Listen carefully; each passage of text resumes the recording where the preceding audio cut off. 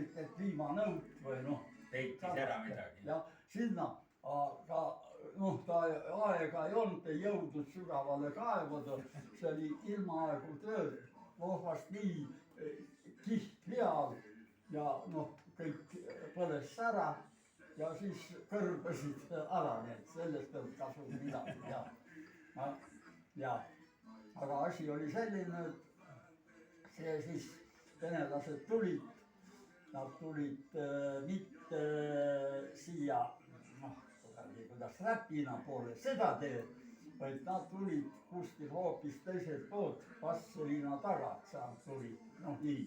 Ja tulid no, Tabina küla, kus on Lindora laat, noh alati toimub.